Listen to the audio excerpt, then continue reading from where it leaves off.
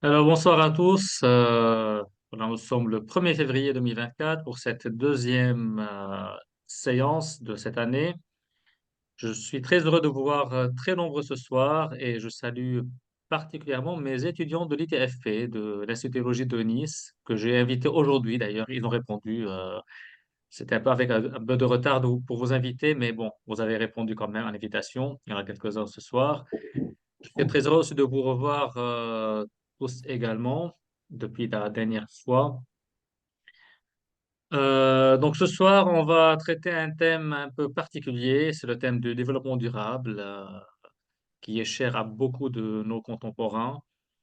Euh, je vais partager l'écran tout début. Tout d'abord, vous me dites si ça marche, comme ça vous aurez un support visuel. Donc ça marche, faites-moi signe avec votre doigt. C'est bien, parfait. Alors, donc, comme vous le savez, s'il y a des questions, je vous dirai à quel moment vous pouvez les poser au fur et à mesure. Et s'il y a vraiment quelque chose d'urgent, vous me faites signe tout au début voilà, de votre demande. Donc, comme je disais, notre thème de ce soir il est un peu complexe parce qu'il s'agit d'un thème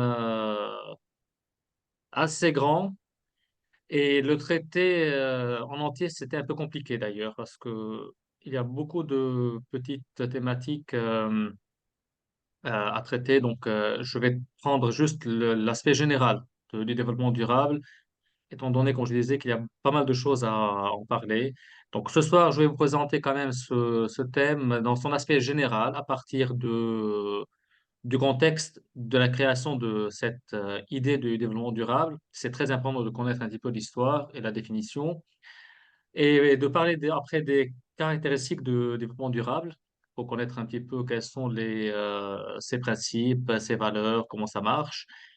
Et pour présenter à la fin les défis et les enjeux bioéthiques. Là, il y a un petit problème de chiffrage chez moi, c'est le 3 et pas le 4. Euh, donc, on va débuter par un peu l'histoire. Mais juste avant de le faire, un peu de partage parlé. J'aimerais savoir, vous, qu'est-ce que vous connaissez un petit peu quand on parle de développement durable? Quand on vous dit développement durable, à quoi vous pensez? Sans me faire une présentation, juste vraiment en une phrase, deux phrases, hein, pas plus. Donc, soit levez la main pour prendre la parole et activez votre micro quand je vous dis de parler, si vous le souhaitez, évidemment. Je vois Guy déjà qui a ouvert son micro. Non? Oui, mais je n'ai pas de Ah, parce que définition. c'était le micro, c'était ouvert. OK. Ah Mais oui, je vais on lever. donne la parole à quelqu'un d'autre, sinon. Alors, Emmanuel, après je reviens à Françoise. Oui, deux mots, hein, simplement. Pour moi, c'est le rapport Brundtland, hein, à l'initiative de ce concept de développement durable. Et deuxième chose, c'est l'interaction entre environnement, social et économie. Développement durable se trouve dans cette interaction. Voilà ce que j'en sais. Merci. Françoise?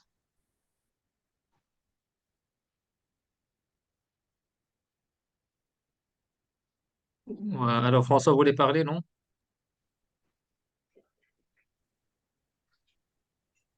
Oui, je vous entends.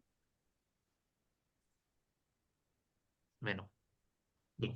Quelqu'un d'autre? Christine? Je pense que il doit pouvoir s'agir de subvenir aux besoins d'aujourd'hui, arriver à se développer enfin, nous nourrir et à, voilà, à vivre, et durable, c'est-à-dire sans nuire à la planète pour le futur, que ça soit quelque chose qui puisse perdurer et continuer sans qu'on ait à prendre l'héritage ben, qu'on va laisser à nos enfants, les matières premières et l'écologie, l'état des sols, enfin tout. Ok, Se merci. développer, mais d'une façon qui respecte le futur. Très bien, merci. Quelqu'un d'autre souhaite ajouter quelque chose? Bon, allez, on va commencer dans ce cas-là. C'était juste pour avoir quelques idées de votre part.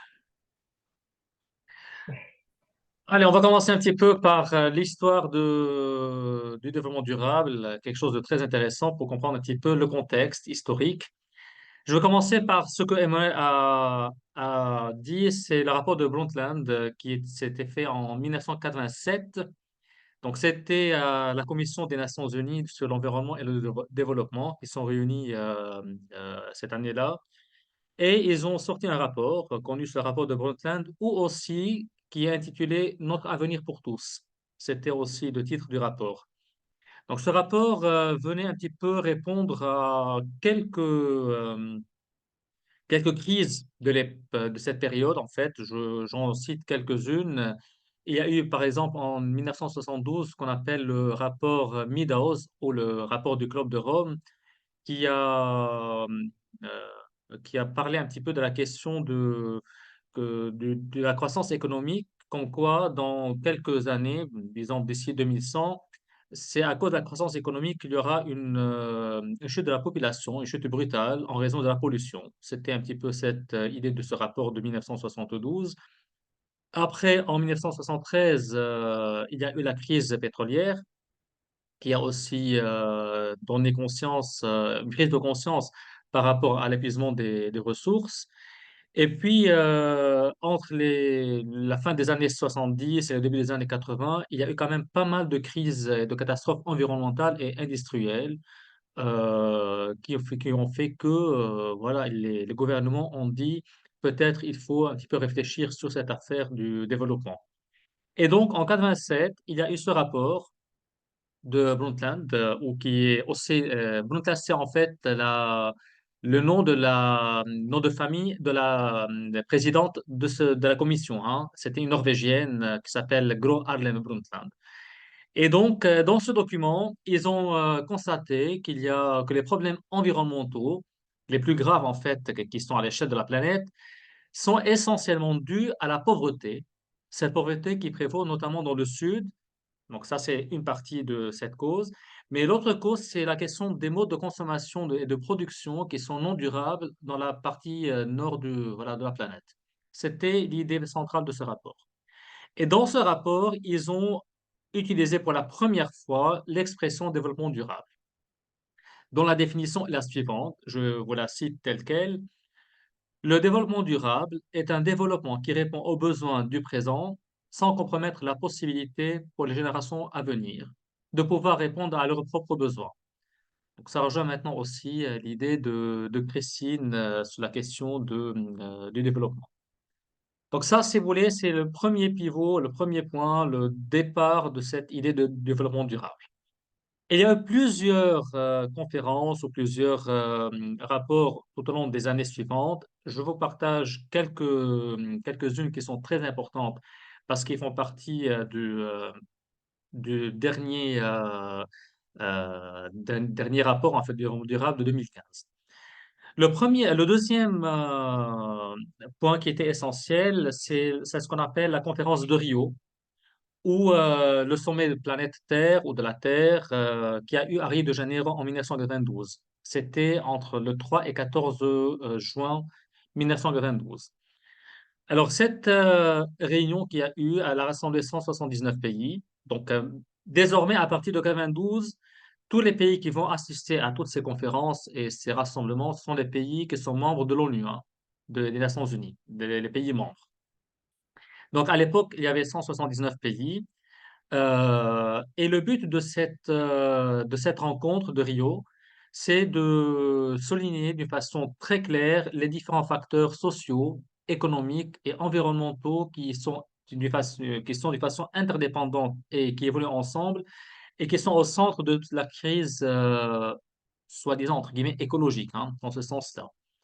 Et donc, à partir de cette conférence de Rio, il y a eu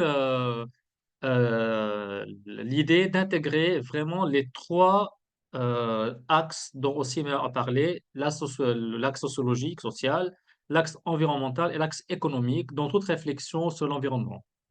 Donc ça, c'était à Rio en 92. Et surtout, ils ont dit, à partir de leur texte, hein, leur réunion, qu'il fallait créer de nouvelles méthodes un petit peu originale et importante pour aider les gens à intégrer l'idée de ces aspects qui ont un rôle à jouer dans le développement.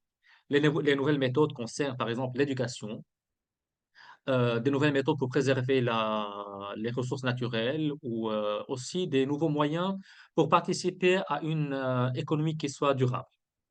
Donc ça, c'était en 92 à Rio de Janeiro au Brésil. En 1994, on arrive à une conférence très importante et cruciale de l'époque, c'était la conférence de Caire, ou connue plus particulièrement par la conférence internationale sur la population et le développement. Donc, elle a eu cette conférence en 94, de 5 à 13 septembre 94, donc au Caire. Et pour la conférence, il y a quelques points qui sont très essentiels. J'en cite quelques-uns. Euh, il n'y a pas de développement durable sans respect des droits fondamentaux, sans autonomisation des femmes et des filles, sans lutte contre les inégalités, sans action en faveur de la satisfaction des besoins, ainsi que de la réalisation de toutes les aspirations qu'on peut avoir entre hommes et femmes.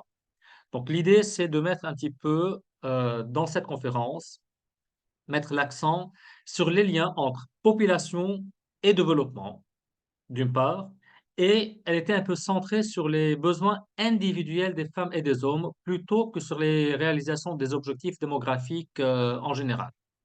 Donc ça, c'est la conférence de Caire. Après cette conférence de Caire, il y a eu la quatrième conférence mondiale sur les femmes à Pékin.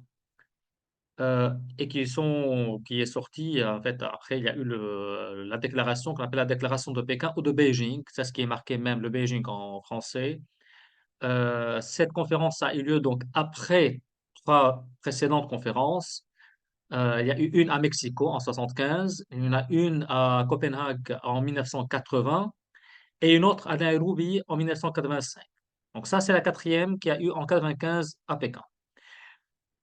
Cette déclaration, elle est centrée vraiment sur la femme, sur la place de la femme et sur la promotion de la femme. Et dans tout le document, il y a eu 12, si vous voulez, 12 axes principaux axes de travail hein, qui ont proposé au gouvernement pour le faire. Je vous cite ces axes parce que c'est très intéressant. Donc, il fallait, un, lutter contre la pauvreté croissante des femmes. Deux, favoriser l'égal accès à l'éducation et à la formation, évidemment des femmes. Trois, favoriser l'égal accès aux soins aux services sanitaires. Quatre, lutter contre la violence à l'égard des femmes. Cinq, combattre les effets de conflits armés sur les femmes. Six, promouvoir l'égalité au sein des structures et des politiques économiques, c'est-à-dire l'accès au travail et le même profit pour les hommes et femmes. 7. Encourager le partage du pouvoir et la prise de décision au sein du cercle politique, c'est-à-dire il fallait encourager vraiment les femmes d'intégrer le cercle politique et leur donner plus de place. 8. Il fallait soutenir les mécanismes de promotion de la femme. 9. Assurer le respect des droits fondamentaux des femmes et les carences de la promotion et de la protection de ces droits. 10. Lutter contre l'image stéréotypée. Là, c'est un thème qui est intéressant parce qu'on va le voir prochainement. Lutter contre l'image stéréotypée de la femme et l'inégalité d'accès et de participation des femmes dans la communication, notamment dans les médias. 11. Favoriser l'égal accès à la gestion des ressources naturelles et la préservation de l'environnement. Et là où ça vient la place de la femme, particulièrement dans le développement durable du côté écologique. Et 12, le dernier appel, c'est abolir la discrimination à l'égard des petites filles et les violations de leurs droits fondamentaux. Donc cette déclaration, pourquoi j'ai cité tous ces points? Parce que cette déclaration, elle fait partie des bases fondamentales du développement durable de 2015 que je vais présenter tout à l'heure. Après cette déclaration, en l'an 2000, il y a eu la réunion en septembre, de 6 à 8 septembre de 2000, une réunion mondiale pour mettre au point ce qu'on appelle les objectifs millénaires pour le développement, ou les OMD. Donc, c'était, si vous voulez, les bases de ce qu'on va appeler après le développement durable tel qu'on connaît aujourd'hui. Le but de ces objectifs, c'est de consolider l'engagement de toute la communauté internationale et le renforcement de partenariats avec le gouvernement et la société civile. Pourquoi faire? C'est tout simplement pour bâtir un monde meilleur.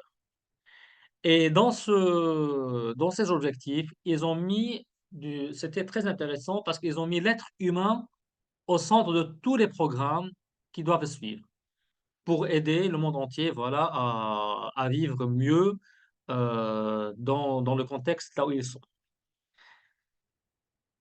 Donc, ce sommet millénaire, il a eu donc à New York et il a défini 8 objectifs. Également, je vais les partager avec vous parce que ce sont les bases de ce qu'on va voir de développement durable de 2015. Le premier objectif, c'est éliminer l'extrême pauvreté et la faim. Le deuxième, assurer l'éducation primaire pour tous. Troisième, promouvoir l'égalité des sexes et l'autonomisation des femmes.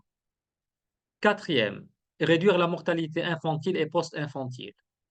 Cinquième, améliorer la santé maternelle. Sixième, combattre le VIH-Sida, le paludisme et d'autres maladies. Septième, préserver l'environnement. Et huitième, mettre en place un partenariat mondial pour le développement. Donc, ce programme a été mis en 2000 pour 15 ans à réaliser. Donc, tous les gouvernements avaient des directives pour réaliser ces objectifs, ces 8 objectifs, sur 15 ans. Je ne rentre pas dans la question de est-ce qu'ils ont réalisé ou pas. Là, je vous présente un petit peu le côté historique et on verra par rapport à ce qui a été réalisé dans la dernière conférence de 2015. En 2012, c'est-à-dire 20 ans après le sommet de terre de Rio de Janeiro, il y a eu aussi un autre rassemblement à Rio de Janeiro qu'on appelle le Rio Plus 20, c'est-à-dire pour le 20e anniversaire. Et dans ce rassemblement, dans ce sommet, c'est à ce moment-là, ils ont décidé de mettre ensemble ce qu'on appelle actuellement les objectifs de développement durable. Ils ont commencé à réfléchir à partir de ce qui a été présenté avant. Et donc, et aussi, ils ont introduit ce qu'on appelle la notion d'économie verte.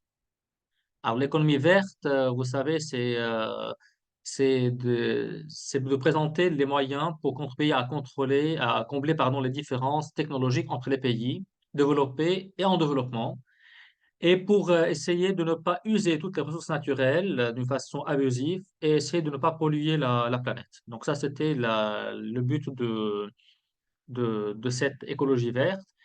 Et ils ont aussi, dans ce sommet de 2012, ils ont insisté sur le lien entre l'énergie, entre la sécurité alimentaire, les océans et les villes.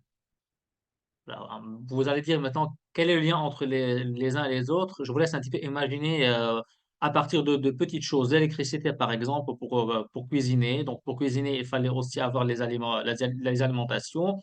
Les alimentations, par exemple, tout ce qui est fruits de mer, préserver les océans et les industries de ville qui s'occupent de tout ça. Après, on peut donner d'autres exemples sur sur ce lien. En 2015, il y a eu 2 événements. Le premier, c'est la déclaration de Pékin 20 ans plus, donc après 1995. Il y a eu, entre-temps, entre 1995 et 2015, il y a eu aussi 2, 3 déclarations de Pékin, de Beijing, mais je ne veux pas m'arrêter là-dessus.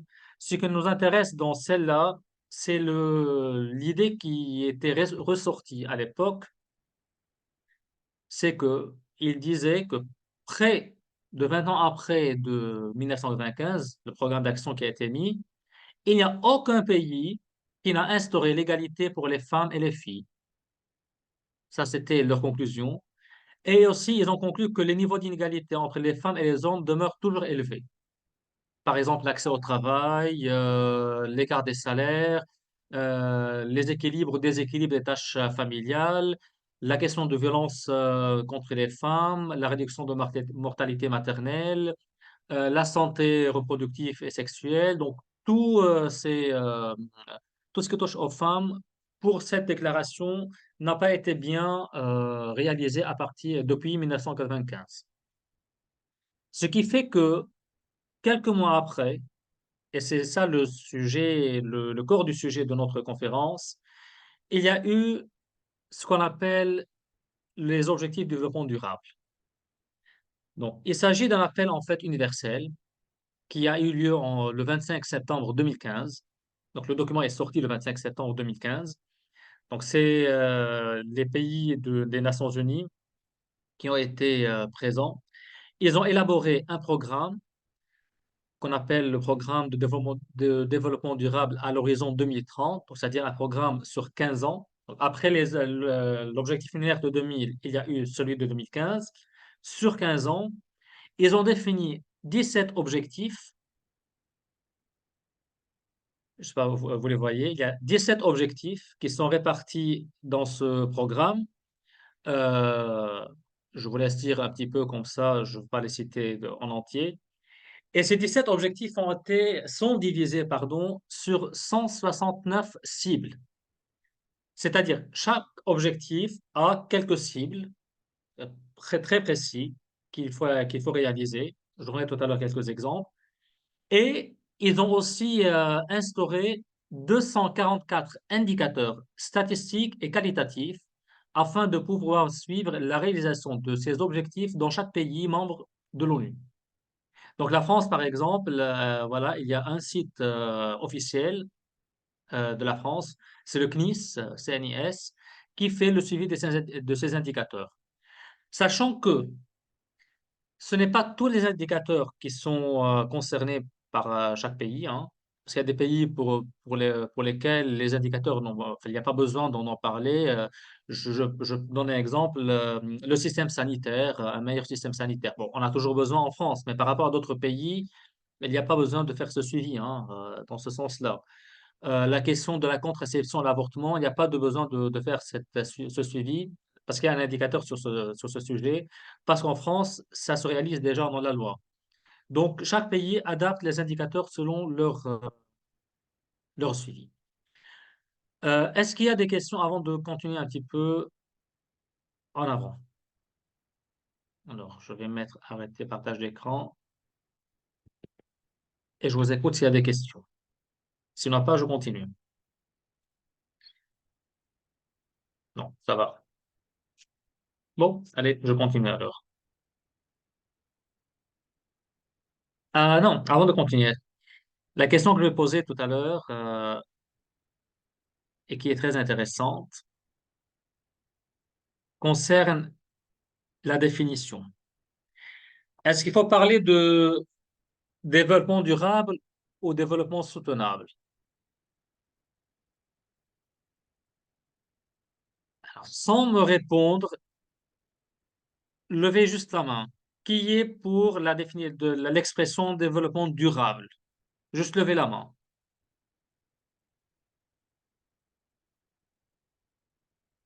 Bon.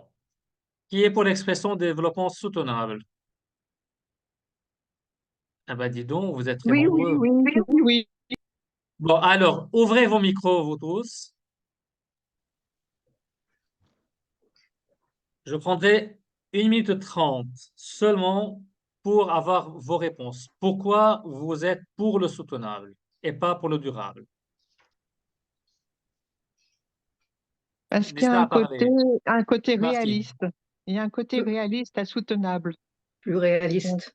c'est réaliste. soutenable, on OK, fait tout ce qu'on peut. Oui. OK. D'autres réponses? Ben, parce qu'à l'origine, c'était du sustainable. Et sustainable, c'est jamais du durable. OK, parce qu'en anglais, effectivement, c'est sustainable en anglais. En italien, sostenibile. Donc, dans toutes les langues, c'est soutenable, sauf en français. Donc, je voudrais savoir un petit peu votre avis avant de vous donner la réponse. Quelqu'un d'autre? Oui, Henri. En français, moi, je suis pour les deux. Il faut un développement durable et soutenable. Faut Il soutenir. faut les deux. OK. Est-ce que c'est soutenable par Oui. les gens qui vont les mettre en place? Est-ce que c'est soutenable par ce qui nous entoure ou est-ce que c'est soutenable aussi dans la durée? Ok. Emmanuel, Je me demande s'il n'y a pas une antinomie entre développement et durable, hein, et c'est la raison pour laquelle je crois que Madame Redland avait plutôt parlé de Sustainable Development, hein, parce que développement, c'est dans un futur, durable, c'est statique ou un peu passé. ok. Encore une réponse avant de continuer. Quelqu'un d'autre veut ajouter quelque chose? J'ai la sensation que dans soutenable aussi, ça rejoint ce qui a été soulevé tout à l'heure, on inclut la possibilité humaine de chacun de tous les participants. Dans du durable, pour moi, il y a quelque chose de beaucoup plus imposé. Ce qui fait que durable, pour moi, c'est politico-économique et non pas dans la réalisation de l'humain, de son organisation au quotidien pour son environnement. Mm. Il y a quelque chose de pratique, comme il a été souligné tout à l'heure, et quelque chose d'idéologique qui ne me convient pas dans le durable, en fait.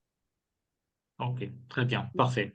Et je vous donnerai la réponse, je vous donne tout de suite la réponse qui Oui, rassemble vos idées plus ou moins. soutenable. Alors, pour ceux qui sont intéressés, je vous suggère ce livre de Frank Burbage, qui est un philosophe, qui a écrit ce petit livre, en fait, un petit livre d'une centaine de pages, sur la philosophie du développement durable, et dans lequel il critique l'expression développement durable. Parce qu'effectivement, il s'agit de développement soutenable. D'ailleurs, comme on disait tout à l'heure, le texte d'origine, c'est Sustainable Development, c'est-à-dire soutenable. En français, ils ont opté pour durable. Bon, pour plusieurs raisons. D'ailleurs, il y a eu une querelle de changement de texte à l'époque, il y a quelques années, pour remettre les textes français en respectant le mot soutenable, non pas durable. Après, il y a eu des soucis. Donc, j'ai arrêté de faire de la recherche sur ce sujet parce que c'était un peu compliqué. En tout cas, les textes officiels en France, au français, préservent toujours l'expression de développement durable et non pas soutenable. Alors, pourquoi il s'agit de soutenable? Parce qu'en anglais, en fait, sustainable, ou dans les autres langues, le mot soutenable porte deux significations, dont une, elle n'existait pas dans l'expression durable. Il y a la signification ou l'axe, si vous voulez, du temps, dans le sens que il fallait toujours, il faut articuler le besoin et les intérêts des générations présentes par rapport aux générations futures. Donc ça, c'est la question du temps à travers la préservation à long terme de ce qu'on appelle l'habitabilité de la Terre. Donc c'est ce qu'on appelle aussi la justice intergénérationnelle, donc entre les générations présentes et les générations futures. Et l'autre sens dans la question de soutenable, c'est la question sociale. La question sociale, c'est-à-dire la répartition des richesses entre les générations présentes et à venir.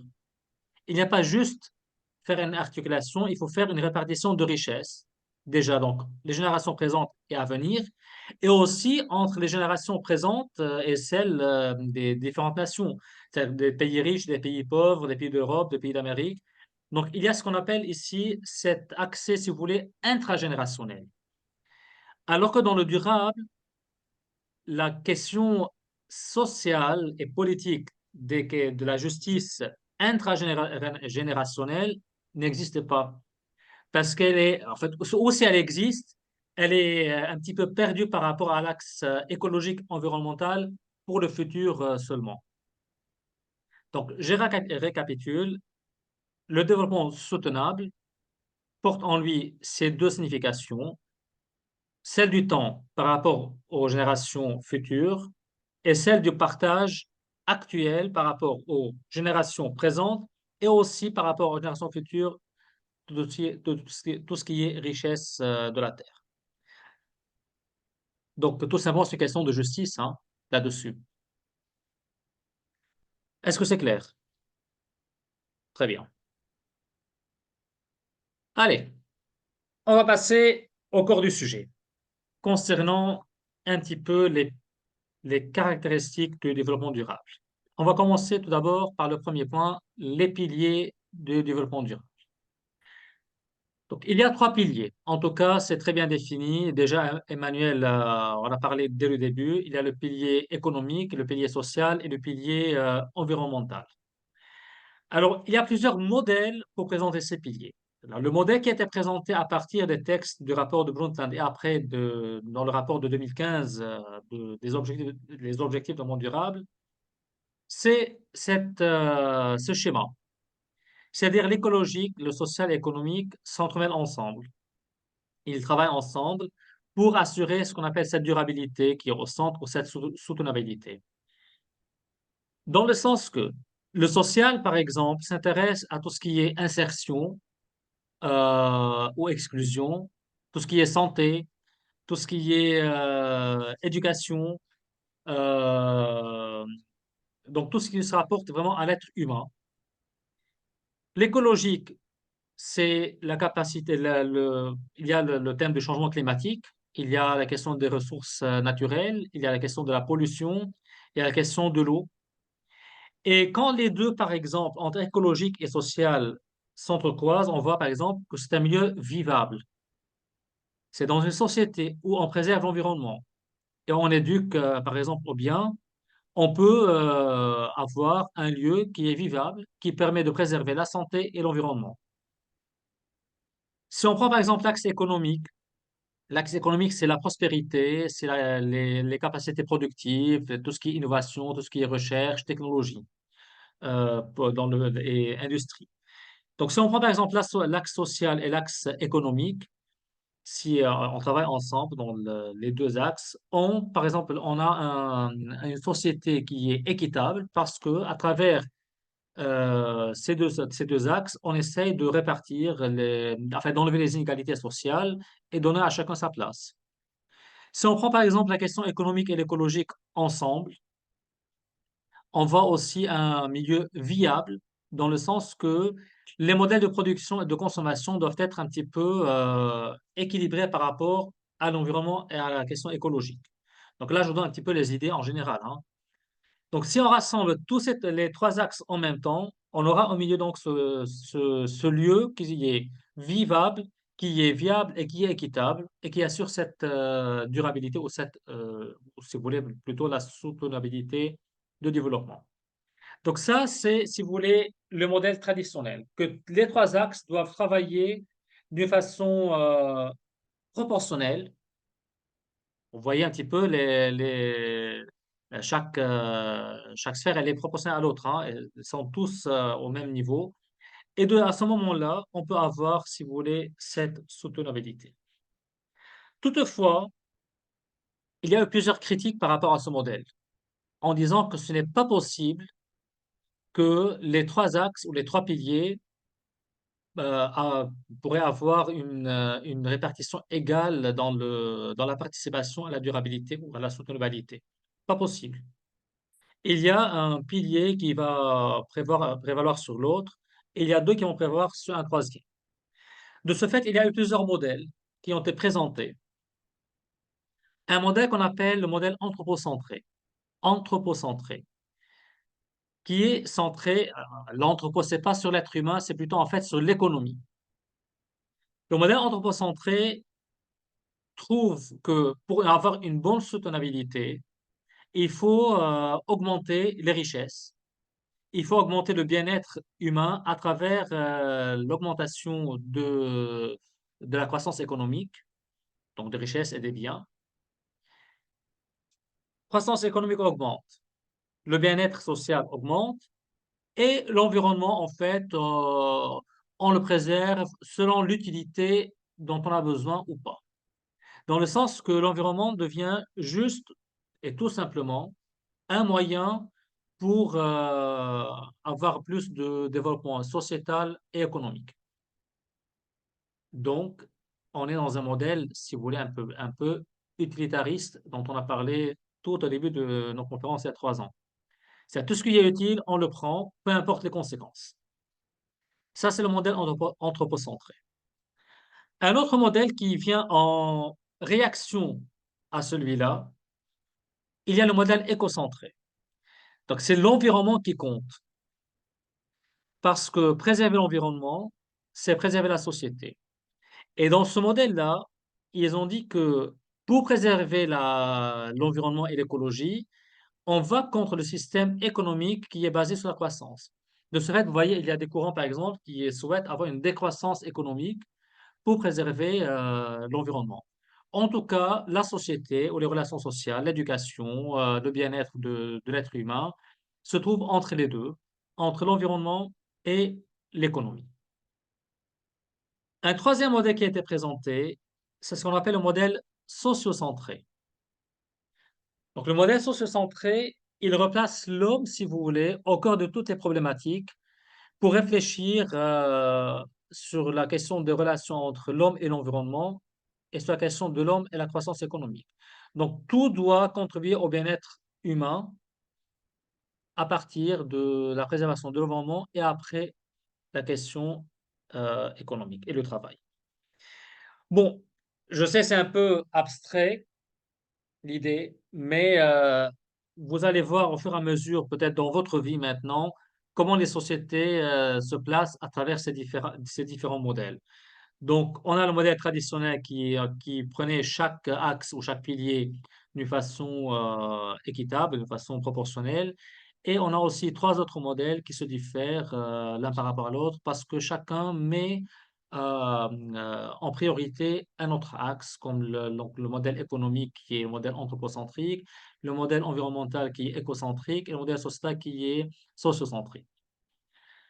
Voilà un petit peu cette question des piliers. Alors, quels sont les principes de l'agenda 2030 de développement durable? Il y en a 5. On est sur les 5 P. Le peuple, la planète, la prospérité, la paix et le partenariat.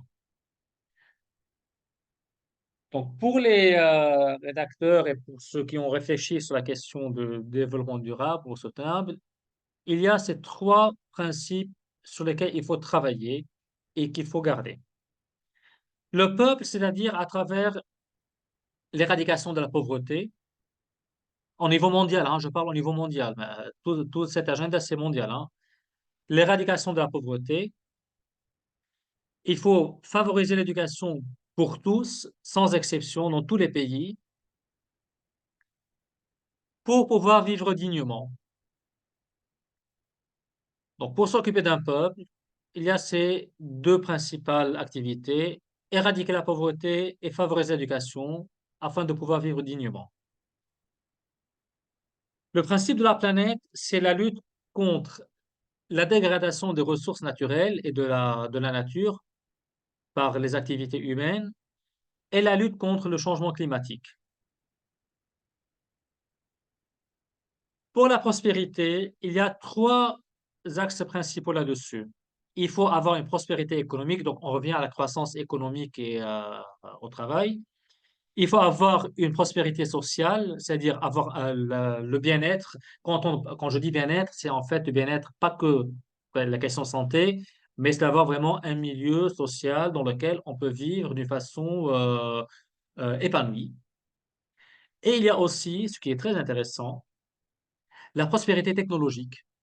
Donc, favoriser toutes les technologies possibles qui pourraient contribuer à cette prospérité. Quant à l'axe de la paix, elle peut se réaliser à travers la justice entre tous et l'inclusivité, sans aucune exception. Donc, tout le monde doit être inclus dans la société.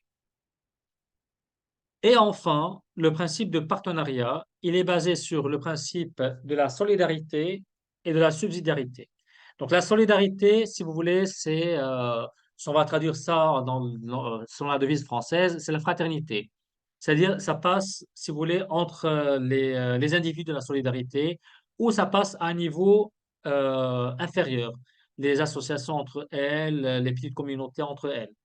Tandis que le principe de subsidiarité, c'est plutôt les instances supérieures qui doivent aider ce qui est inférieur. C'est-à-dire, par exemple, l'État doit aider les associations doivent aider les familles. Donc voilà, c'est une question pyramidale.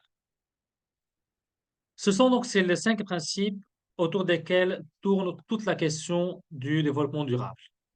Et tous les 17 objectifs, si on va après les répartir, on peut les répartir selon soit ces 5 principes, soit selon ce qui ressort des 5 principes dans leur mode d'action. Quelles sont les valeurs du développement durable?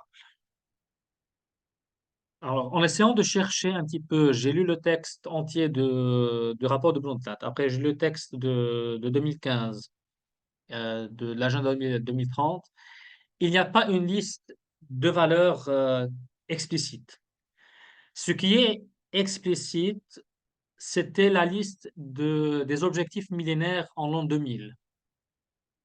Et puisque le développement durable, l'agenda 2030, elle est basée sur tout ce qui était précédent, donc on peut retrouver les mêmes valeurs qui sont dans les objectifs millénaires de l'an 2000 dans l'agenda de 2015, à savoir 6 valeurs principales que je partagerai avec vous. Mais j'avais juste zappé une idée importante au début, c'est que l'agenda 2030, euh, comme je disais, donc elle suit en continuité tout ce qui a précédé comme déclaration et comme conférence. Mais il y a deux qui sont principales là-dedans, qui concernent notamment la question des femmes. C'est la déclaration de Pékin de 95 et la conférence de Caire de 94. Ce sont deux documents vraiment de base sur lesquels se base tout ce qui est réflexion autour de la société et de la place de la femme dans le développement durable. Alors, quelles sont les valeurs de l'agenda 2030? La liberté. Donc, la liberté, c'est tout simplement les hommes et les femmes ont le droit de vivre leur vie déjà et d'élever leurs enfants dans la dignité. Et tout cela, en fait, à l'abri de tout ce qui pourrait faire obstacle, comme la faim, comme la peur de la violence, l'oppression, l'injustice, les guerres, etc., etc., etc. Donc ça, la première valeur, c'est la liberté dans ce sens-là. Et donc, les gouvernements doivent assurer quand même ce droit fondamental. Une deuxième valeur qui ressort de l'agenda 2030 et de tous les textes précédents, c'est l'égalité. L'égalité, elle se fait, si vous voulez, au niveau sur deux niveaux. D'une part, c'est la possibilité de bénéficier de développement. Chacun doit avoir la possibilité de bénéficier de développement et en plus, pas avoir le droit, mais il ne doit se voir refuser cette possibilité. Donc, personne ne peut lui mettre des obstacles. Puis, il y a la question de l'égalité des droits et des chances entre des femmes et des hommes. Ça, c'est, si vous voulez, un petit peu central dans la question du développement durable. Je reviendrai sur ce sujet tout à l'heure parce que je viens de lire aujourd'hui le rapport 2024 sur la question de l'égalité entre hommes et femmes en France par rapport au sexisme. Bon, il se présente un petit peu d'une façon catastrophique, mais bon, c'est un peu quand même, j'ai des points d'interrogation là-dessus. Troisième valeur, c'est la solidarité. Ça veut dire il faut répartir d'une façon équitable les coûts et les charges dans la société, répartir d'une façon équitable aussi la question des richesses et de pouvoir aider, les riches doivent aider les pauvres vraiment à profiter de tout ce qui existe sur cette terre. Bon, je vous vois, vos visages avec les points d'interrogation et je vous comprends parce que ce sont des idées. Après, sur la réalité, on verra, en fait, où vous pouvez voir comment ça se passe. Une quatrième valeur, c'est la tolérance. La tolérance, dans le sens que tous les êtres humains doivent se respecter les uns les autres dans toute leur diversité, dans toutes leurs croyances, dans toute leur culture, dans toute leur langue, et de favoriser notamment le dialogue et la paix entre ces groupes un petit peu divers. Cinquième valeur, c'est le respect de la nature. Et le respect de la nature se fait selon deux moyens. La prudence, tout d'abord, qui est quand même une vertu. La prudence dans le sens qu'il faut être prudent dans la gestion de toutes les espèces des vivants et des ressources naturelles.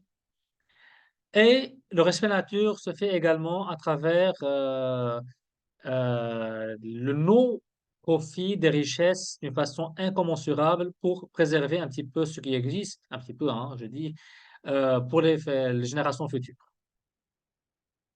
Et enfin, il y a ce qu'on appelle la responsabilité partagée. J'ai marqué responsabilité, mais responsabilité partagée. Cette responsabilité dans la gestion de tout ce qui est développement économique et social mondial et aussi dans tout ce qui est, tout ce qui menace la paix et la sécurité internationale afin d'assurer un monde paisible partout. Alors, j'ai mis ça en cercle avec des flèches parce qu'en fait, vraiment, c'est un cercle tournant, hein. L'une va avec l'autre au fur et à mesure. Est-ce qu'il y a des questions avant de passer à la dernière partie par rapport aux défis et en jeu? Je sais, c'est lourd, hein, beaucoup d'informations, mais le but, c'est de vous présenter vraiment le maximum dans un minimum de temps. Alors, je vous écoute s'il y a des questions, sinon, je laisse les questions pour après. Pas de questions. Très bien. Alors, vous me permettez de boire un petit peu quand même parce que j'ai la bouche sèche.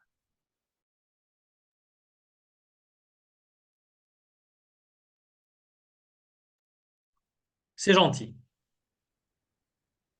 Allez, on va continuer. Où est-ce qu'on en est? Voilà.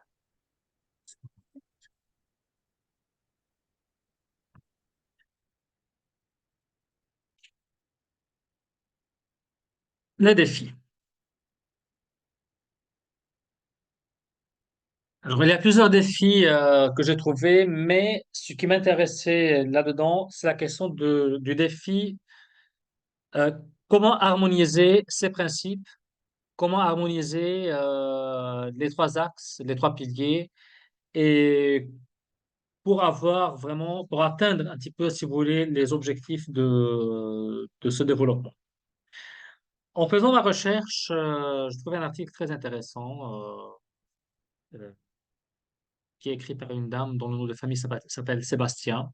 Et je pris donc ces informations de son article, je peux vous l'envoyer après. C'est que elle dit qu'il y a deux grands défis d'harmonie. Il y a l'harmonie entre les êtres humains, donc homme-homme, et l'harmonie entre les êtres humains et la nature. Comment peut-on quand même assurer cette harmonie pour pouvoir assurer le développement? Donc, pour l'harmonie entre les êtres humains, homme-homme, c'est-à-dire les gouvernements, les sociétés, les pays, les continents, donc il y a toujours ce rapport relationnel.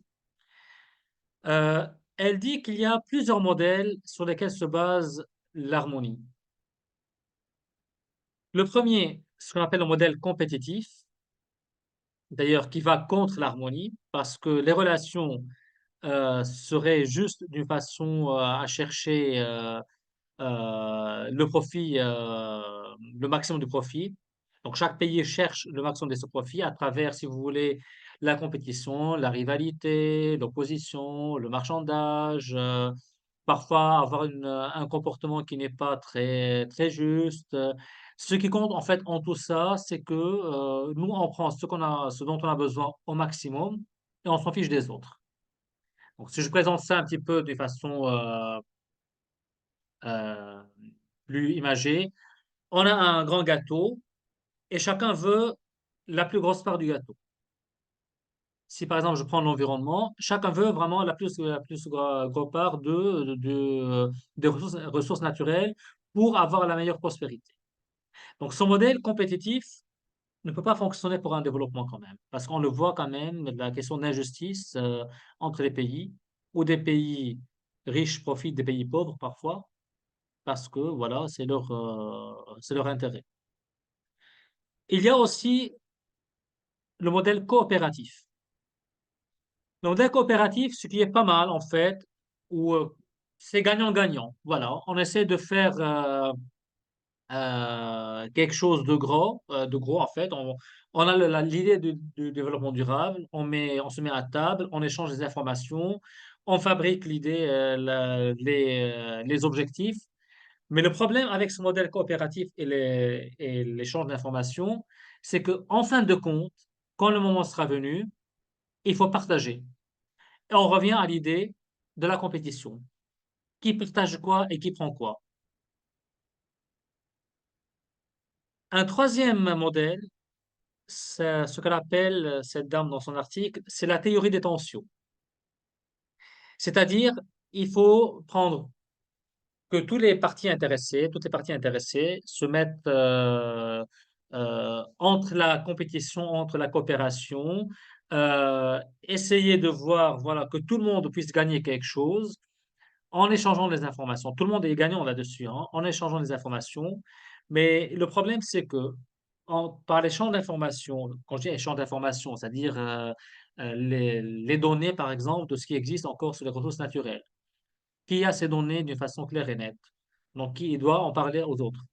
Le problème d'échange d'informations là-dessus, même si tout le monde va gagner un petit peu, c'est que chacun va garder un petit bout de l'information pour soi, pour profiter de plus.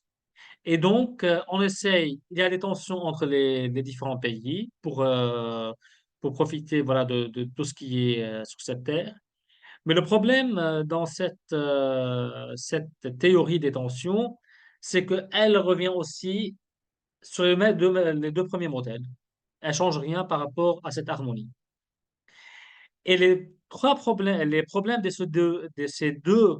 ces trois modèles aussi, c'est qu'on a oublié ce qu'elle appelle les humains non contemporains, c'est-à-dire les générations futures, et les non-humains contemporains, c'est-à-dire la richesse naturelle aujourd'hui. Donc, tout le monde veut avoir ce qu'il veut, mais en oubliant les autres.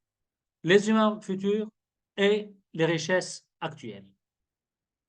Et de ce fait, pour sortir de cette idée et pour assurer un meilleur développement soutenable, elle propose ce qu'on appelle le modèle de gouvernance. Donc, la gouvernance, c'est un thème qui est d'actualité d'ailleurs, hein. On parle toujours partout, même dans l'Église actuellement, on parle beaucoup de questions de gouvernance. Alors, c'est quoi la gouvernance? La gouvernance, c'est tout simplement, c'est un concept d'ailleurs qui est loin de tout intérêt normalement politique et qui doit être neutre, normalement. Et la gouvernance nécessite la présence de contraintes contre les États, contre le gouvernement. Et ces contraintes, par exemple, c'est les associations, les ONG, les autres pays, les organisations qui sont supranationales, parfois les traités internationaux, les conventions internationales. Donc, toutes ces contraintes assurent un certain contrôle sur tout ce qui est abus normalement dans les questions de développement durable.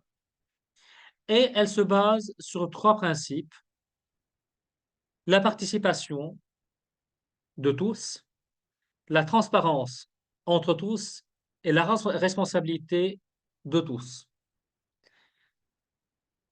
Et de ce fait, à travers cette idée de gouvernance, on essaie de sortir un petit peu de la question du pouvoir. Donc, c'est-à-dire qu'on soit un petit peu dans un modèle dictatorial euh, interne à chaque pays.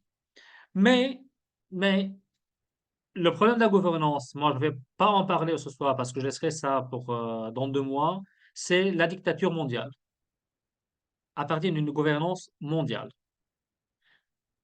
C'est pas mon domaine de spécialisation. Je laisserai ça à Madame Marguerite Peters qui va nous donner cette conférence dans 2 mois sur ce sujet, la gouvernance mondiale.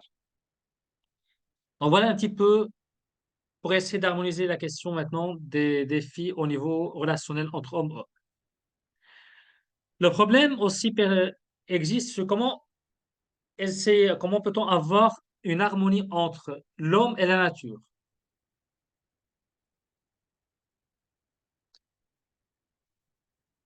Alors, ce qui est sûr, c'est que l'homme vit dans la nature. C'est pas l'inverse, hein. De ce fait que l'homme fait partie de cette nature, de l'environnement. Et si on oublie ce fait qui fait partie de l'environnement, évidemment, la fin est claire et nette, hein, c'est la destruction de l'être humain normalement. Alors, pour pouvoir avoir cette harmonie, il faut une certaine conservation. Alors, quelle conservation? Parce que aussi la conservation, elle est un peu quand même, euh, c'est un thème qui est ambigu. Il y a la conservation de ce qu'on appelle le préservationnisme, dans le sens que on voudrait conserver la nature à tout prix en interdisant tout développement technologique, en interdisant tout développement social, économique. C'est vraiment ce qu'on appelle, si vous voulez, un petit peu dans le monde écologique, le deep ecology ou l'écologie profonde. C'est-à-dire vraiment ce qui compte, c'est la nature. On touche rien à cette nature et on ne va pas en profiter. Là, c'est un domaine un peu extrémiste, si vous voulez, de la conservation. Il y a ce qu'on appelle la conservation à l'anglo-saxonne, c'est-à-dire on protège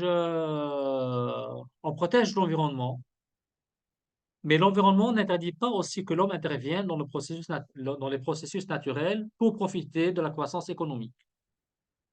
Donc il faut protéger, mais ça n'empêche pas de travailler. Alors la problème qui se pose ici, c'est qui met les limites?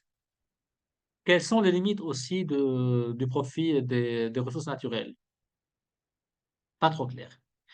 Il y a une autre idée qui a été proposée, c'est l'humanisation de la conservation de la nature, dans le sens qu'il faut réfléchir dans ce domaine à ce qu'on appelle les acteurs, cette femme, Sébastien, appelle les acteurs faibles des projets environnementaux.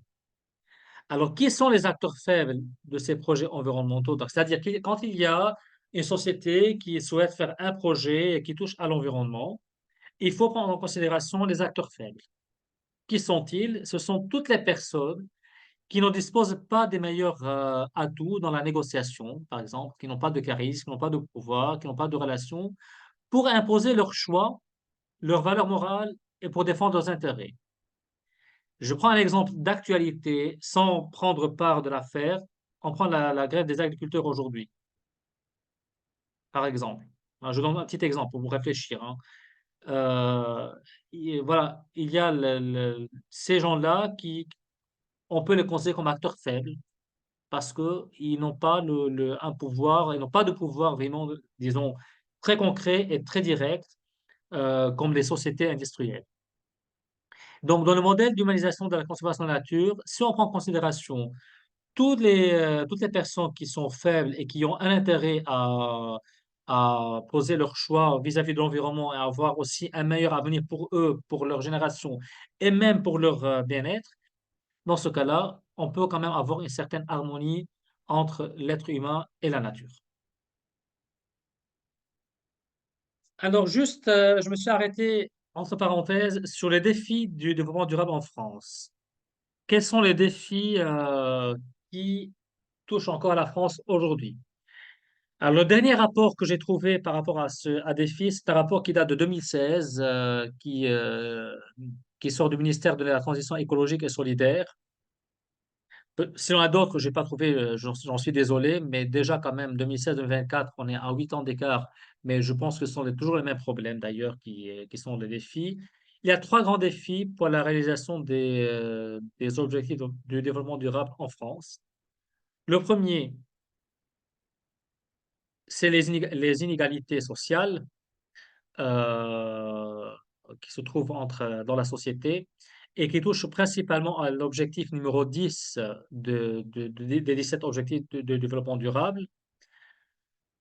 Il y a le grand défi d'égalité entre les hommes et les femmes, qu'on en fait toujours une question urgente en France, qui se trouve dans tous les agendas de tous les ministres, quasiment, en fait, pas des ministres, mais du gouvernement plutôt, et qui touche notamment aux objectifs numéro 5 à l'objectif pardon, numéro 5 et à l'objectif numéro 3 de développement durable. c'est comment réaliser l'égalité entre les hommes et les femmes, notamment dans le milieu de travail, parce que, il y a toujours un écart professionnel là-dessus, et au niveau de la société, quand vous allez voir prochainement si la loi passe, par exemple l'IVG dans la Constitution. D'ailleurs, je ne sais pas ouais, comment elle peut faire l'égalité entre les hommes et les femmes. Mais bon, en tout cas, voilà. Et juste une petite idée entre parenthèses avant la troisième. Euh, Toute ma thèse de doctorat, elle est concentrée sur ce deuxième point, sur la question de l'égalité hommes et femmes dans le développement durable. Donc, j'espère la présenter prochainement. Je vous en dirai si jamais j'ai la date. Et le dernier objectif, défi, pardon, en France, c'est la question des risques et des nuisances de la pollution et des catastrophes naturelles qui peuvent toucher aux individus, aux collectivités. Les inondations, les intempéries, les tremblements de terre, etc., etc. Alors, quels sont les enjeux des principes et des valeurs?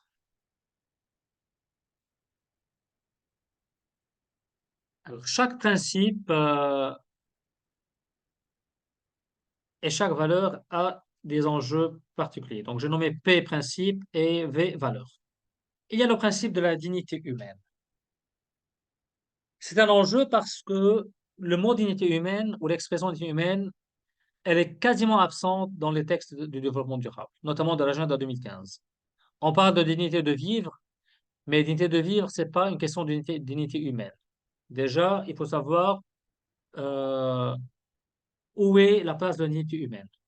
Une place ambiguë. D'ailleurs, je ne vais pas vous donner toujours la définition de la dignité humaine. On sait très bien pour nous, la dignité humaine, c'est la dignité de chaque être humain, parce qu'il est un être humain tout simplement. On lui doit le respect et il a droit à la vie. Donc, il y a le problème il y a l'enjeu de la dignité. On ne sait pas où est-ce qu'elle est. Alors, juste, je vois un petit message. OK. Le deuxième principe qui a un enjeu, c'est le principe du bien commun. On parle des ressources, on parle du bien commun, c'est la nature, c'est l'environnement, etc., etc. Mais il n'y a aucune définition de cette expression. Le bien commun, c'est quoi? Est-ce que seulement c'est la nature? Est-ce que c'est l'environnement? Est-ce que c'est la richesse économique, monétaire? Est-ce que c'est la richesse du terroir? Pardon, c'est la santé? Est-ce que c'est la vie? Il y a un problème de définition du bien commun. Et aussi un problème de la destination universelle. Alors, je reviendrai sur ce point de destination universelle tout à l'heure. Il y a l'enjeu qui concerne la question de la subsidiarité. Et là, je rentre un petit peu en détail dans ce domaine. Deux enjeux principalement qui concernent la subsidiarité. Je disais tout à l'heure, la subsidiarité, c'est le fait que l'État ou les grandes instances puissent aider les petites instances, hein, ou les petites cellules, le petit groupe. Les deux grands enjeux qui sont là-dessus, c'est le problème tout d'abord de l'éducation. Dans le développement durable, l'agenda de développement durable, je pense que c'est le deuxième objectif, si je ne me trompe pas, qui est concentré sur l'éducation, que tout le monde doit avoir l'éducation. Ce qui est très important d'ailleurs, hein, avoir l'éducation pour tout le monde, partout, c'est très important. Mais où est-ce que se pose le problème? Le problème se pose sur trois niveaux principaux. C'est le choix du modèle éducatif. Quel modèle éducatif doit-on présenter? Deuxièmement, le rôle des parents dans ce modèle éducatif. Et troisièmement, c'est l'éducation à la sexualité, qui est un thème essentiel et fondamental dans l'éducation et qui fait partie aussi de l'objectif de développement durable. D'ailleurs, ce thème sera traité le mois prochain. Je vous dirai un mot à la fin. Le deuxième enjeu de cette subsidiarité, c'est de faire une sorte de politique centralisée, dans le sens que, en faisant une sorte de politique centralisée, toutes les associations de petite taille ou des entreprises de petite taille vont se perdre au profit des grandes. Et d'ailleurs, on le voit par exemple dans les petits commerces qui n'existent plus à cause des grandes surfaces. Par exemple, hein, ça je donne un exemple, mais je ne dis pas que c'est mauvais les grandes surfaces, mais il y a quand même des répercussions sur la vie des, des petits groupes. Par rapport aux valeurs, quels sont les enjeux des valeurs? Alors, vous savez très bien qu'en bioéthique, et même nous en tant que gens qui défendent tout ce qui est la vie et tout ce qui est la dignité, il y a le problème de la vérité. Une valeur qui n'existe, en fait, une valeur, un mot qui n'existe pas dans le texte, déjà, qui est absent. Et la vérité, elle est un petit peu prise par rapport de façon subjective, dans le sens que chacun fabrique sa vérité comme il veut.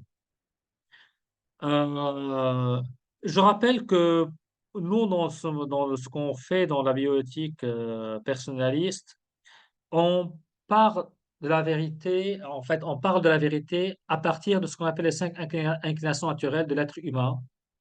Ce sont les cinq inclinations qu'on trouve chez Aristote, hein, déjà. Aristote, on a parlé déjà dans son éthique à Nicomaque, et Thomas d'Aquin après les a appris. Et c'est ce qu'on appelle aussi les vérités qui se trouvent dans la loi naturelle existante.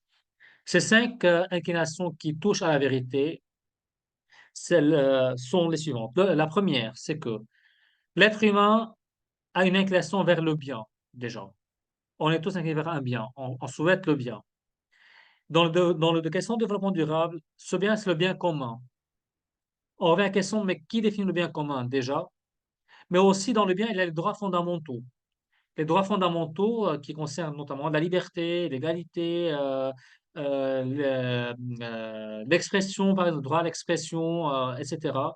Ces droits fondamentaux, actuellement, on les trouve quand même touchés d'une façon ou d'une autre. Je vous laisse vous imaginer, hein, je ne vous donne pas d'exemple. Une deuxième inclination naturelle chez l'être humain, c'est la conservation de l'être. Donc, pour conserver notre vie, c'est-à-dire conserver la vie, euh, parfois on se permet de faire n'importe quoi. Dans le sens, on peut abuser de tout ce qui existe dans cette nature pour juste, soi-disant, conserver notre vie. Déjà, ça c'est d'une part, mais d'autre part aussi, en essayant de conserver, soi-disant, notre vie, euh, il y a d'autres qui essayent de conserver plutôt l'écologie, mais au détriment de la vie humaine. Là, je donne toujours l'exemple, moi, et ça, comment peut-on protéger la nature au moment où on veut légaliser, en fait, on légalise l'avortement jusqu'à 9 mois, par exemple, ou jusqu'à 3 mois. Il y a quelque chose qui ne va pas là-dessus. Une troisième inclination, c'est la connaissance de la vérité. La connaissance de la vérité, elle se trouve notamment dans la conscience, pour nous. C'est-à-dire, aujourd'hui, la conscience, elle est où dans toutes ces questions des principes et des valeurs de développement durable? Alors, est-ce que les États, les gouvernements agissent avec conscience ou pas? On verra. La quatrième inclination, c'est la vie en société. Donc, il y a la question des principes de solidarité et de subsidiarité que je présentais tout à l'heure. Et enfin, il y a la question de l'inclination à la sexualité. Donc, c'est la vie commune entre hommes et femmes. Donc, le couple et donc tout ce qui en ressort. Toutes les questions de la contraception, de l'avortement, des mariages, des transidentités, etc., etc., etc., qui sont touchées dans cette question de la vérité. Une deuxième valeur, c'est celle de la liberté. Évidemment, l'agenda 2030 et le Fonds durable promeuvent la liberté, ce qui est très intéressant, hein. Mais la liberté ne peut jamais être une vraie liberté si elle n'est pas basée sur une certaine vérité qui est objective. Ça, c'est d'une part, qui est accompagnée aussi par une responsabilité, dans le sens qu'on est libre, mais il faut qu'on soit responsable. Mais le point crucial dans cette liberté, c'est ce qu'on appelle la question de la santé génésique et sexuelle, qui touche aux questions que j'ai parlé tout à l'heure. C'est la question de l'avortement à volonté et la contraception à volonté, sans prendre en considération ce qu'ils font pour l'être humain et pour la nature. D'ailleurs, pour une petite parenthèse, Je vous ai raconté au début de l'année que j'étais à Varsovie pour présenter une présentation sur la question de la perturbation générale. Donc moi, je parlais un petit peu de changement climatique et de la planification familiale. Et hier, j'ai appris que l'article que j'ai présenté sur ce sujet était accepté pour publication. Donc dès que ce sera publié, il est en anglais, en espagnol, mais vous pouvez utiliser Google pour le traduire, qui parle un petit peu de cette question de la liberté, comment elle peut agir à travers la planification familiale sur le changement climatique. En fait, quel est le rapport, en tout cas. Voilà. Je ferme la parenthèse. Troisième valeur, c'est la question de l'égalité. Alors, de quelle égalité parle-t-on dans tous les textes du développement durable? Je parle d'égalité homme-femme, hein. Est-ce qu'il s'agit d'une égalité arithmétique? Bon, c'est sur du travail, oui, évidemment. Il faut avoir les mêmes parts, les mêmes salaires, etc., etc. Mais quand on parle des questions plutôt qui touchent à l'anthropologie et qui touchent un petit peu à l'être de l'être humain, est-ce qu'on peut parler d'une égalité ou pas? C'est une question qui se pose. On a pris tout à l'heure l'exemple, l'égalité dans la contraception, par exemple. On promeut la contraception pour les femmes, mais moi, si je veux parler d'égalité, dans ce cas-là, il faut promouvoir aussi la contraception pour l'homme. Les mêmes, les mêmes moyens. Dans ce sens-là, il n'y a pas d'égalité, hein. Ça, pourquoi j'en parle? Parce que le cinquième objectif de développement durable et le troisième insistent sur la question de la planification familiale de la contraception. La valeur de la solidarité et de la justice. De quelle justice parle-t-on aussi dans le développement durable? Alors, il me semble, d'après ce que j'ai pu voir, il s'agit d'une justice qu'on appelle la commutative, dans le sens que tout le monde doit avoir la même chose, la même part d'une façon égale. Alors que normalement, la vraie justice, elle doit être distributive, dans le sens géométrique, que chacun reçoit ce dont il a besoin. Et de ce fait, si on va prendre vraiment la justice telle qu'elle est présentée dans la justice distributive, les richesses doivent être distribuées vraiment de façon proportionnelle. Ce n'est pas les riches qui doivent avoir plus de richesses et les pauvres qui doivent s'appauvrir. C'est en fait l'inverse. C'est les pauvres qui doivent un petit peu s'enrichir et les riches doivent un petit peu s'appauvrir pour avoir une question équitable. La justice, elle est équitable, elle ne peut pas être égale. Et ça, c'est une question aussi très intéressante et très importante. Il me reste encore deux valeurs, euh, cinq valeurs, pas trois valeurs. La tolérance.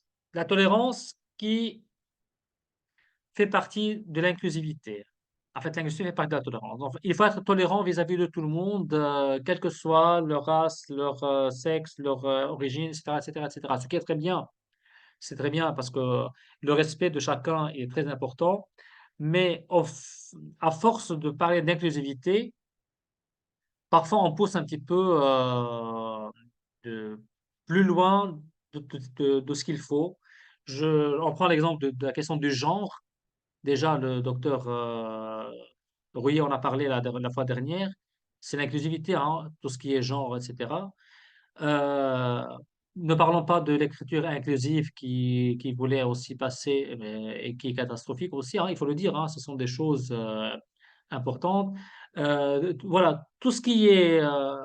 hmm, tout doit rentrer, en tout cas, dans la société. Voilà, c'est le but. Ce qui est quand même, qui nous paraît un petit peu pas très correct vis-à-vis de la tolérance, parce que la tolérance ne peut pas être tolérante sans justice et sans vérité. Et à la question du respect de la nature. Alors, le respect de la nature qui est très intéressant. Mais il ne faut pas oublier que respecter la nature ne veut pas dire qu'il faut aller dans un extrémisme écologique également. Parce qu'il faut préserver la nature, il faut préserver l'environnement, il faut préserver tout ce qui est les animaux. Mais il ne faut pas aller quand même dans un extrémisme tel que ce qu'on appelle les écoféministes, qui favorise l'avortement pour séparer de l'homme. C'est l'image pour elle que aussi la nature doit séparer de l'être humain. Il faut parler aussi de l'extrémisme écologique avec les antispécismes, par exemple, qui pour eux, l'animal est égal à l'être humain et sa dignité, il a la même dignité que l'être humain. Et il faut pas manger un bœuf parce que voilà, il va souffrir. Alors que en d'autres parties, les mêmes gens qui veulent préserver l'écologie ici pour ne pas faire souffrir un animal, ils légifèrent sur l'avortement pour s'offrir un fœtus qui est dans le ventre de sa mère. Voilà, donc il y a aussi ces questions. Il y a aussi les deux principes qui sont là-dessus dans le respect de la nature humaine, pardon, de la nature. Ce principe de la précaution et de la prévention, qui sont très intéressants d'ailleurs. Être précautionneux et préventif, c'est très bien, mais il ne faut pas aussi aller non plus dans un extrémisme écologique. Je donne un exemple. Dans le développement durable, la précaution passe, par exemple, la précaution pour éviter la croissance démographique, il faut utiliser la planification familiale. Très bien, parfait. Mais on oublie que tout ce qui est conséquence de la planification familiale et de la contraceptive sur les femmes elles-mêmes et sur l'environnement et sur les êtres humains. Donc la précaution ici, elle n'est pas assez précautionneuse. Et par exemple, la question de la prévention. La prévention, je vous donne un exemple parce que ça, je l'ai utilisé dans ma thèse. Je trouvais que c'est très intéressant. Vous savez, les, euh, les résidus de la pilule contraceptive passent dans l'eau. Et les pilules contraceptives et les hormones en fait synthétiques passent dans l'eau. Et l'eau, parce que ça passe par l'urine ou par les selles, et après ça passe dans l'eau, et l'eau arrive aux stations d'épuration. Donc, dans les stations d'épuration, normalement, qui doivent un petit peu enlever tout ce qui est produit toxique et chimique, les stations d'épuration n'enlèvent pas la totalité de ces résidus de contraceptifs. Il reste à peu près entre 0,5 et 2%. C'est minime, mais la quantité n'est pas la plus importante parce qu'il y a l'effet qui est après plus important. Il y a une étude en Grande-Bretagne, en Angleterre, pour un moyen préventif pour enlever vraiment de façon presque à 100% les résidus de la contraception hormonale. Ils ont trouvé plus ou moins le moyen. Donc, c'est la prévention, disons, pour l'environnement, mais ça coûte. Ça coûte énormément. Et ça coûte énormément, ça veut dire aussi que l'eau potable va coûter après plus. Et donc, ils ont abandonné le projet. De ce fait, le problème du coût-bénéfice, il a prévalu par rapport à la question de la prévention. Donc, on rentre maintenant dans la mentalité économique plutôt que préventif environnemental. Voilà, c'est pour donner un petit exemple. Après aussi, il y a le dernier principe dans le respect de la nature, c'est le principe de pollueur-payeur. C'est un principe qui a été instauré, ou plutôt adopté par l'Organisation de coopération et de développement politique en 1972, et il figure même dans l'article 2 du traité de Maastricht, qui a eu lieu aussi. Et donc, ce principe, c'est simple, c'est que celui qui pollue doit payer une indemnité. C'est simple, hein? Alors, est-ce que c'est la réalité? Les laboratoires, les industries, est-ce qu'ils appliquent ce principe? Alors, je n'ai pas de réponse, mais je n'ai pas trouvé non plus quelque chose qui le confirme. Donc, ça fait quand même poser des questions. Enfin, il y a la question de la responsabilité partagée. Alors, la responsabilité partagée, qui concerne notamment la question du changement climatique et la question de la justice sociale. Ce principe qui est très important d'ailleurs, ça veut dire que chaque parti, chaque État, chaque gouvernement doit avoir une part de responsabilité dans le changement climatique, par exemple, par rapport à leur mode de vie. Cependant, les études prouvent que la moitié la plus pauvre de la population mondiale, elle n'est responsable que d'environ 10% des émissions mondiales qui peuvent contribuer au changement climatique. 10%, hein. La moitié de la population mondiale, hein, la pauvre. Alors que 10% des plus riches de la planète sont responsables de 50% des émissions mondiales qui contribuent au changement climatique. Déjà. Et de ce fait, on se demande où est la responsabilité partagée. Est-ce qu'on est prêt à un petit peu à changer le mode de vie et la consommation? Est-ce que les riches sont prêts à un petit peu baisser leur mode de vie et ne pas accuser les pauvres d'avoir plus d'enfants, soi-disant pour le changement climatique, ce qui n'est pas quand même justifié? Ça, c'est dans l'article qui va être publié, vous aurez plus de détails et les chiffres. Et donc, la justice sociale veut que normalement, qu'il y ait un partage équitable. Ceux qui polluent plus doivent changer leur mode de vie et ceux qui polluent moins doivent avoir un mode de vie un peu meilleur pour pouvoir vivre dignement. Je clôture avec un petit schéma, même si en anglais, mais ça ressemble un petit peu toute la question de développement durable à travers la dégradation de terres, le changement climatique, on touche à la biodiversité, avec l'eau potable et au centre, c'est la santé humaine. Mais moi, je dirais pas c'est la santé humaine qui est au centre, c'est l'être humain en fait au total qui est au centre. C'est l'être humain dans le sens que un être qui est sociable, un être qui vit dans un environnement, un être qui doit profiter de tout, mais aussi par respect vis-à-vis de lui-même déjà et vis-à-vis des autres et de la nature également. Je vous remercie pour votre écoute. Je sais que c'était tellement dense. Et là, on va prendre le temps pour les questions et pour les réponses, si j'ai toutes les réponses, et pour le partage. Je vous écoute.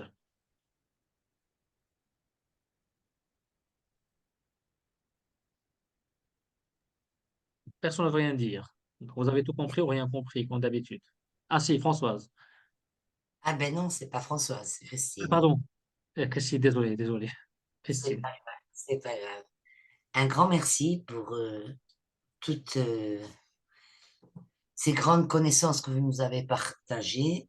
Mais franchement, c'est très complexe. Je vous ai enregistré et je vais devoir écouter, réécouter pour pouvoir bien comprendre ce gros sujet qu'est la bioéthique. Voilà, moi, je peux pas donner aucune question ni réponse. Je ne connais rien, mais je vais m'enrichir de cela. Merci pour votre connaissance et de ce partage. Je reste en ligne. Merci, merci. Christine, à savoir que toutes les conférences que je donne sont enregistrées et sont sur mon site, sur la page où vous avez fait l'inscription aujourd'hui. Et il y a toutes Oui, les conférences précédentes qui se trouvent enregistrées. Et d'ailleurs, je profite pour ceux qui assistent ce soir pour la première fois. C'est chaque mois, il y a une conférence le premier jeudi de chaque mois à 20 heures sur un nouveau thème. Donc, si vous avez assisté aujourd'hui et vous voulez assister la fois prochaine, c'est le même lien. J'enverrai toujours un mail de rappel, mais vous merci. pouvez toujours regarder ce qui a été enregistré avant dans les conférences précédentes. Il faut que j'aille où? Sur YouTube? C'est sur le lien où vous avez fait l'inscription, le lien que j'ai envoyé par mail aujourd'hui. Ah oui, c'est ce C'est que le j'ai même fait lien, il y a toutes les auparavant. vidéos qui sont présentes là-dessus. Un grand merci, Paul. Et cela va me servir pour le TD pour le 17 février aussi, je pense. Eh ben, bon courage.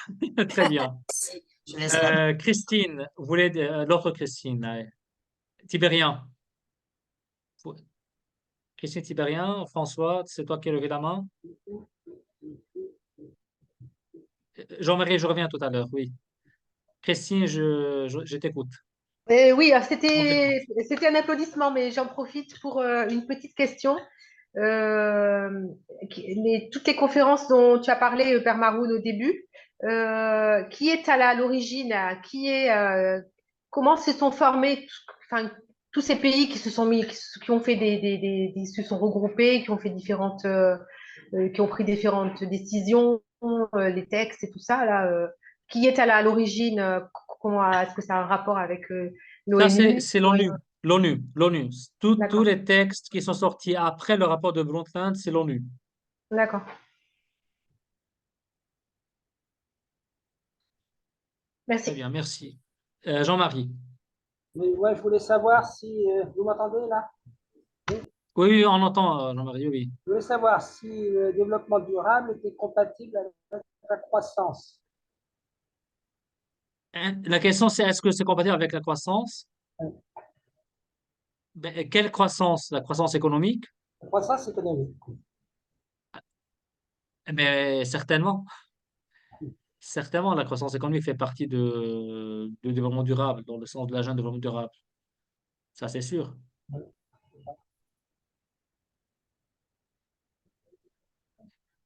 J'ai répondu à la question, Jean-Marie, parce que j'entends mal. Là, moi, je ne suis pas sûr parce qu'actuellement, il y a un courant qui veut que la croissance ne va pas dans le bon sens par rapport à la protection de la nature et de l'environnement, par exemple. Ah ouais, voilà. Après, tout à fait, les théories et même les idées qui le disent, ça c'est sûr. Mais dans le centre du développement durable, je viens expliquer qu'il y a l'axe économique qui est central.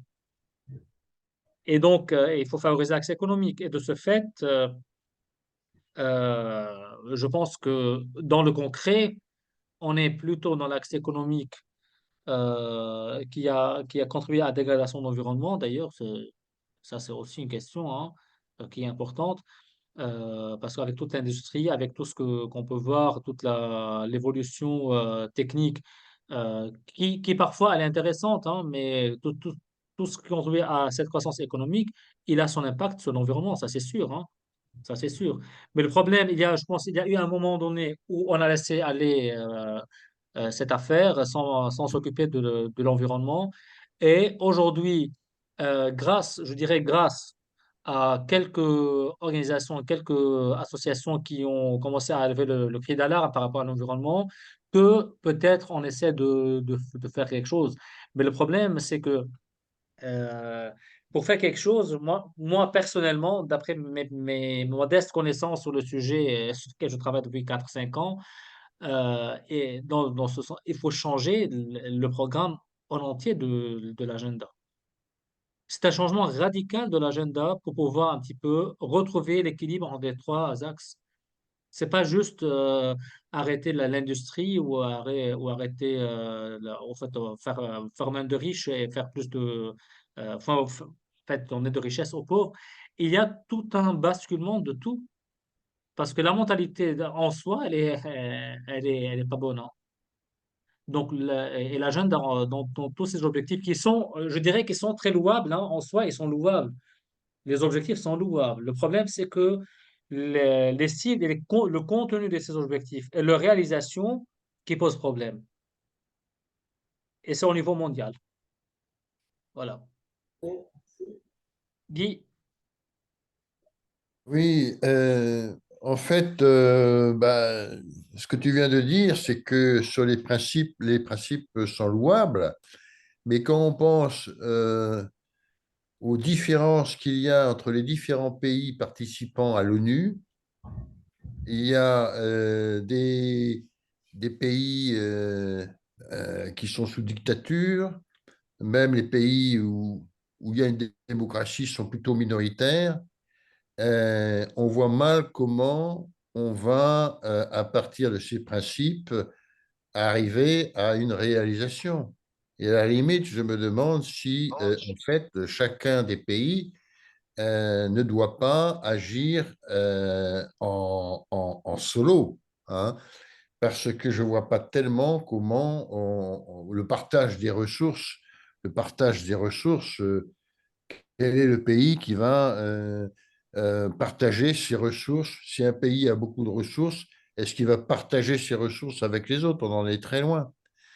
Et alors, sans revenir sur ce brillant exposé, en fait, il y a quelques petites choses qui m'ont plu. Par exemple, si on prend simplement le principe de la dignité de l'homme, même si on discute de ça euh, sur un plateau de télévision en France, par exemple, eh ben, les participants n'ont pas la même notion de la dignité de l'homme.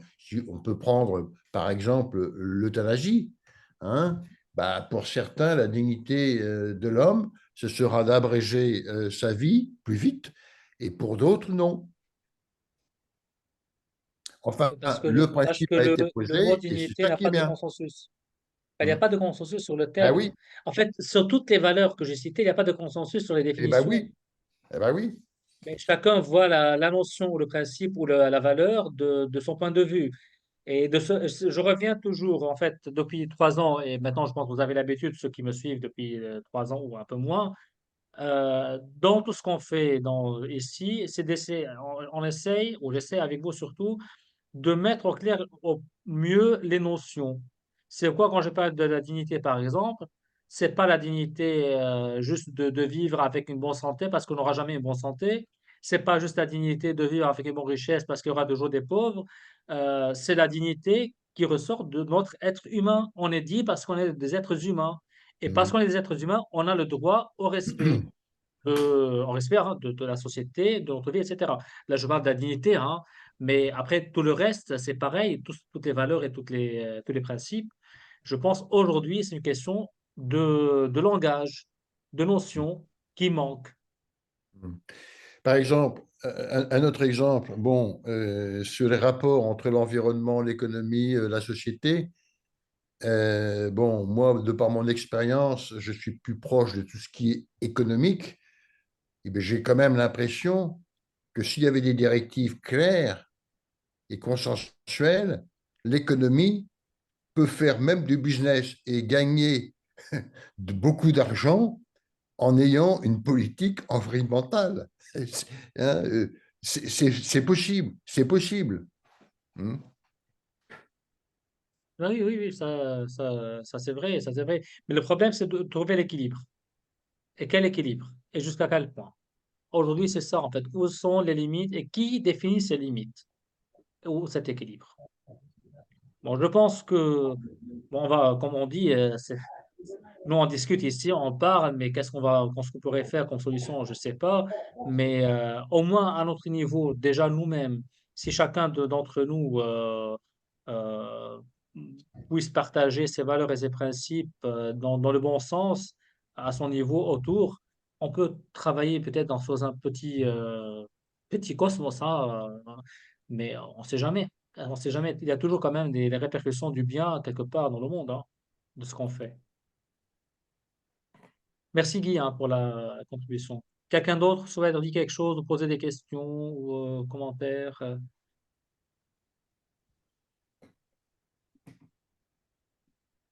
Bon, écoutez, dans ce cas-là, on va clôturer. Déjà, je vous remercie de votre présence si nombreux ce soir. Je rappelle donc, la fois prochaine, elle aura lieu le 7 mars, le jeudi 7 mars, de 20 heures au maximum 22 heures. J'aurai la joie, mais j'aurai au conditionnel parce que c'est sous condition, sous réserve, s'il n'y a pas d'imprévu, d'accueillir la fois prochaine Madame Marion Sigaud. Marion Sigaud, alors je vous l'écris M-I-R-O-N, Sigaud, S-I-G-A-U-T, qui est une grande femme de lettres et qui va nous parler de la question de l'éducation sexuelle ou à la sexualité dans le programme scolaire ou dans la société. Un thème qui me tient à cœur parce que ça fait partie aussi de ma thèse et je voulais quand même quelqu'un d'autre qui en parle à vous et c'est elle qui est très bien placée pour en parler parce que elle est très documentée là-dessus. Donc j'espère qu'elle pourra être présente s'il n'y a pas d'enrêchement. Donc jeudi 7 mars à 20 heures.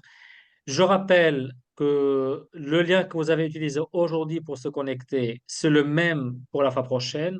En tout cas, j'enverrai toujours un email 2 à 3 jours avant la conférence de rappel dans lequel il y a toujours le lien également. Comme ça, si jamais vous l'avez perdu la première fois, vous l'avez la deuxième fois. Oui, Christine. On peut pas, est-ce que si on peut en parler autour de nous, en sachant que les gens ont une éthique et une morale, bien sûr, qui ne viendront pas interrompre la conférence, est-ce qu'on peut le partager pour Non, quelqu'un? le lien Zoom, ce n'est pas à partager. Ce que vous pouvez partager, c'est le lien de l'inscription. Parce qu'il faut que toute personne qui souhaite être présente, il faut qu'elle passe par le site pour s'inscrire. Comme ça, je peux gérer les inscriptions. D'accord. Donc, vous pouvez envoyer le lien que je vous ai envoyé ce matin à vous dans l'email pour Oui, l'inscription. Mais le lien Zoom que vous avez utilisé pour se connecter ce soir, c'est un lien personnel à ne pas personnel. partager. Voilà. D'accord. On peut le passer, Euh, on peut prévenir des personnes qui seraient intéressées. oui, oui, tout à fait, tout à fait. Vous pouvez en parler. Donc, vous pouvez leur dire que de passer par mon site pour s'inscrire. Je le dis en toute simplicité, toute personne qui n'est pas inscrite par le site et que je trouve sur Zoom, elle sera exclue automatiquement. C'est clair. Parce qu'il faut que je gère un petit peu qui se connecte pour savoir un petit peu les gens. Voilà, tout simplement pour éviter les malveillants parce que ça existe et ça arrive pas que dans les conférences en présence, mais aussi en ligne, ça existe. D'accord. Voilà. Je vous remercie vraiment de votre présence, de votre écoute et je vous souhaite une très très belle soirée et au plaisir de vous revoir pour la prochaine fois le 7 mars 2024 avec Madame Marion Sigaud. Merci. Merci à vous. Au revoir. Et au revoir. Au revoir.